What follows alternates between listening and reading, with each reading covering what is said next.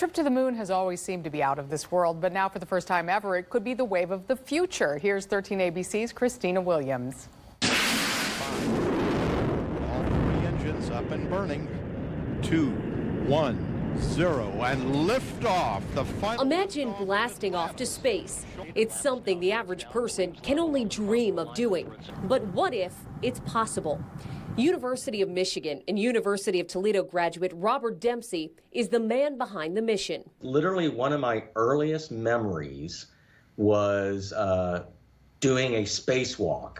And by that, what I mean is I was wearing my bathrobe and I'd stuffed it with all kinds of towels so that it was bulky and hard to maneuver. And I'd taken some rope and tied myself to the bed, and that was my tether. And I was floating around the spacecraft, which was also my bed.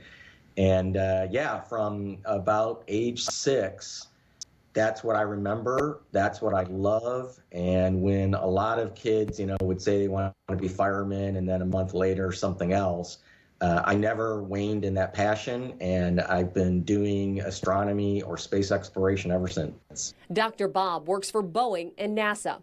He is the flight director for a new project aimed at docking a commercial spacecraft with the International Space Station, an orbiting laboratory. It's been an interesting challenge because I have been involved from the beginning, where we literally were designing the spacecraft.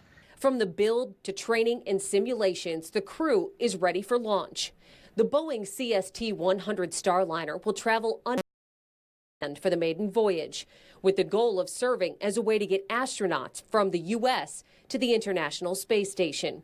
Right now, NASA relies on Russia for transport, but the rides come with a hefty price tag, topping $70 million per person. If this is successful, it could open up a new world of travel. Space is becoming more affordable, and I think there'll be a lot of regular citizens taking that trip. The debut of the Boeing Starliner is the first step in a not so far-fetched idea of someday flying people to space hotels.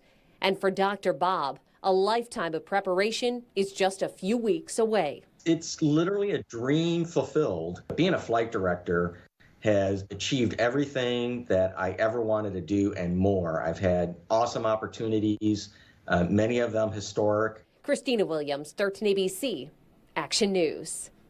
And Dr. Bob says the Starliner is set for its maiden launch on August 17th, and we'll be sure to update you when that happens.